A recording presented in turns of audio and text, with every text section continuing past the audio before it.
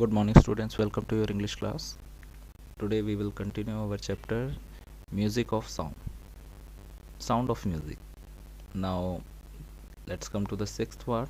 At the age of 14, Bismillah accompanied his uncle to the Allahabad Music Conference. At the end of his recital, Ustad Faiz Khan patted the young boy's back and said, "Work hard and you shall make it."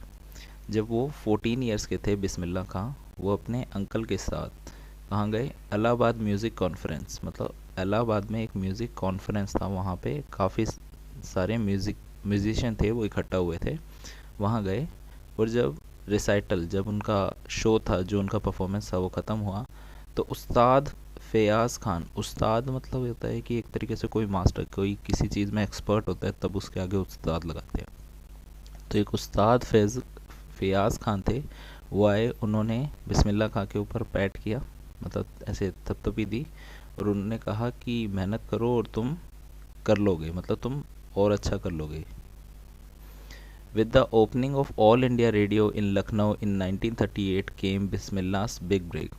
जब लखनऊ के अंदर all India radio शुरू हुआ, आपको पता है बहुत पुरानी बात है, तब रेडियो हुआ करते थे 1938 में, तो बिस्मिल्लाह खां को पहला बड़ा चांस मिला कुछ परफॉर्मेंस करने का।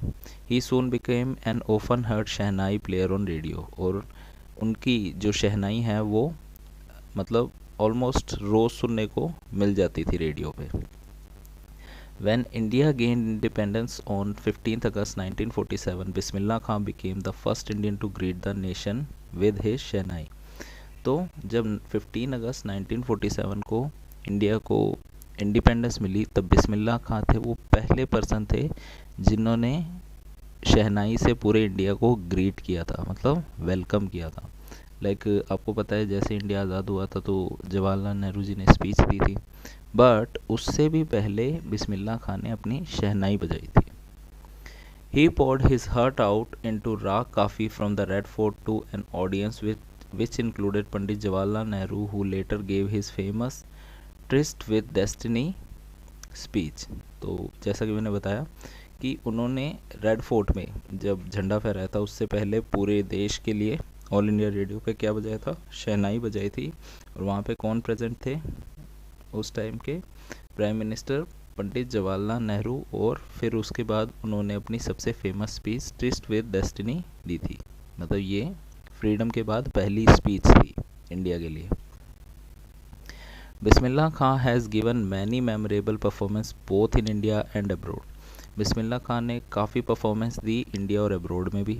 His first trip abroad was Afghanistan, where king Zahir Shah was so taken in by the maestro that he gifted him priceless Persian carpet and other souvenir। तो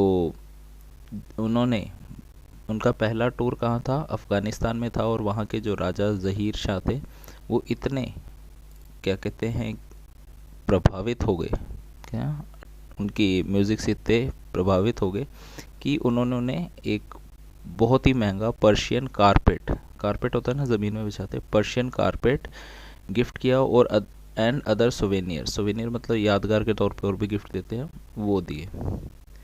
the king of Afghanistan was not only one of the fascinated with Bismillah's music. सिर्फ अफ़गानिस्तान के king ही नहीं थे जो बिस्मिल्लाह खां के music से खुश हुए थे या इम्प्रेस हुए थे। Film director Vijay Bhatt was so impressed after hearing Bismillah play at a festival that he named a film after the instrument called गूंज उठी शहनाई। तो विजय भट्ट हैं जो बहुत बड़े डायरेक्टर थे, तो उन्होंने अपनी फिल्म का नाम एक उनकी मतलब बिस्मिल्लाह खां की म्यूज़िक से इतने इम्प्रेस हुए कि उन्होंने अपनी एक फ़िल्म का नाम उन्हीं के इस म्यूज़िक के हिसाब से रख दिया कि Goonj Uthi Shehnai. The film was a hit and one of Bismillah Khan's composition दिल का खिलौना है टूट गया turned out to be a national wide chart buster. Film hit हो गई, और बिस्मिल्लाह खां का एक म्यूज़िक था, एक गाना है दिल का खिलौना हाय टूट गया, जो बहुत ही ज़्यादा फेमस हुआ। चार्ट बस्टर वो होता है ना कि जैसे आपने देखा होगा कोई वीकली सबसे टॉप पे गाना चल रहा होता है, सारे सुन रहे होते हैं, उसे हम चार्ट बस्टर कहते हैं। तो उस टाइम बिस्मिल्लाह खां का ये गाना चार्ट बस्टर चल रहा था। Despite this huge success in the celluloid world, Bismillah Khan's venture in film music were limited to two: Vijay Bhatt's Goonj Uthi Shanai and Vikram Srinivas Kannada venture Sanadhi Appana. I just can't come to terms with the artificiality and glamour of the filmy world, he say with the emphasis. Even though वो काफ़ी famous हो गए थे music, मतलब film के गाने बना के, बट उन्होंने फिर भी सिर्फ 2 ही गाने किए हैं फिल्मों में। एक विजय भट्ट की Goonj Uthi Shehnai and other one is Vikram Srinivas की संधि अपना। ठीक है, तो उन्होंने कहा कि मुझे ये जो फिल्मों की आर्टिफिशियल, ये जो नकली और ग्लैमर वाली दुनिया मुझे बिल्कुल पसंद नहीं है, मतलब मुझे अच्छा नहीं लगता, क्योंकि उनको लाइव परफॉर्मेंस अच्छा लगता है और जो फिल्म में होता है वो काफ़ी कुछ मतलब चेंजेस कर देते हैं गाने में, तो वो उन्हें पसंद नहीं था। Awards and recognition came thick and fast. Bismillah Khan became the first Indian to invited to perform the prestigious Lincoln Center Hall in United States of America. उनको काफ़ी अवार्ड, काफ़ी कहते हैं कि फेमस हो गए, रिकॉग्नाइजेशन, मतलब लोग उन्हें जानने लगे। बिस्मिल्लाह खान इंडिया के पहले ऐसे पर्सन थे जिन्हें लिंकन सेंटर हॉल, जो अमेरिका में प्रेजेंट है, वहाँ पे परफॉर्म करने का मौका मिला। He also took part in the world exposition in the Montreal, in the Cannes art festival, Cannes art festival and Osaka trade fair. तो उन्होंने ऐसे काफ़ी जगह पे परफॉर्मेंस किए। ये कुछ जगहों के नाम दे रखे हैं: world exposition in Montreal, Cannes art festival and Osaka trade festival. So well known did he become internationally that an auditorium in Tehran was named after him, ताहर मौसीकी उस्ताद बिस्मिल्लाह का। वो पूरे वर्ल्ड में इतने फेमस हो गए कि तेहरान में उनके नाम का एक ऑडिटोरियम बन गया। यू नो ऑडिटोरियम, बड़ा सा हॉल होता है जहाँ पे परफॉर्मेंस करते हैं, तो तेहरान में उनके नाम का एक ऑडिटोरियम है जिसका नाम क्या है? ताहर मौसीक उस्ताद बिस्मिल्लाह का। National awards like Padma Shri and the Padma Bhushan and the Padma Vibhushan were conferred on him. उन्हें काफ़ी सारे अवार्ड मिले, like Padma Shri, Padma Bhushan and Padma Vibhushan. In 2001 Ustad Bismillah Khan was awarded India's highest civilian award, the Bharat Ratna. 2001 में उन्हें इंडिया का सबसे बड़ा अवार्ड, जो कहते हैं भारत रत्न, मिला। With the coveted award resting on his chest, his eye glinted with rare happiness. He said, all I would like to say is teach your children music, and this is Hindustan richest tradition. Even the West is now coming to learn our music. जब उन्हें भारत रत्न मिला तो उन्होंने उसे अपनी छाती से लगा के बहुत ही खुशी के साथ जब एक स्पीच दी, उन्होंने कहा कि मैं बस इतना कहना चाहता हूँ कि अपने बच्चों को म्यूज़िक पढ़ाइए, क्योंकि ये इंडिया की सबसे बड़ी ट्रेडिशन है, ये सबसे बड़ा हमारा चलन है, क्योंकि म्यूज़िक इंडिया में ही कहते हैं कि शुरू हुआ था, और जो वेस्ट के लोग हैं, मतलब फॉरेन के लोग हैं, वो भी हमारे यहाँ की म्यूज़िक सीखते हैं। In spite of having travelled all over the world, Khan Sahab and he is fondly called is exceedingly fond of Banaras and Dumraon, and they remain for him the most wonderful town of the world.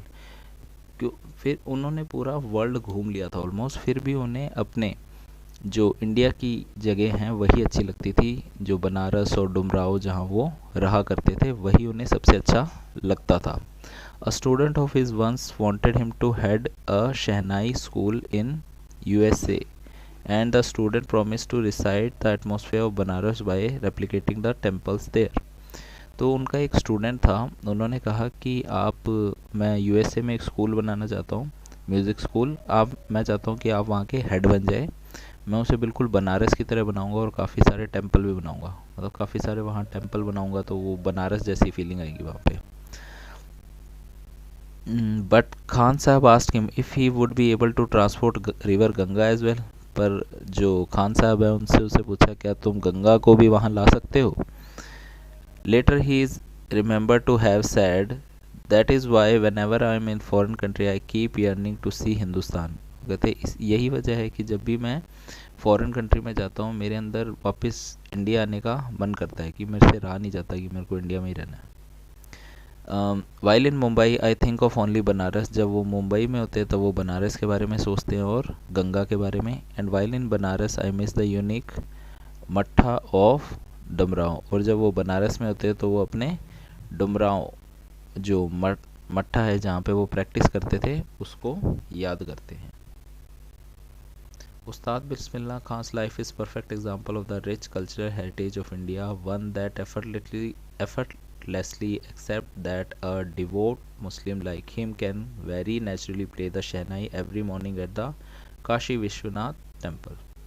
तो उन्होंने कहा कि जो बिस्मिल्लाह खां की life है वो हमारे लिए एक परफेक्ट एग्जांपल है कि हमारे इंडिया का कल्चर कितना रिच है, मतलब हमारे इंडिया का कल्चर कितना फैला हुआ है, कि हमारे यहाँ पे एक मुस्लिम आदमी जो क्या कहते हैं बड़ी आराम से शहनाई प्ले कर सकता है किसी काशी विश्वनाथ टेम्पल में। काशी विश्वनाथ टेम्पल बहुत बड़ा हिंदू टेम्पल है, तो आप देख सकते हैं कि हमारा इंडिया कितना वास्ट कल्चर्ड है।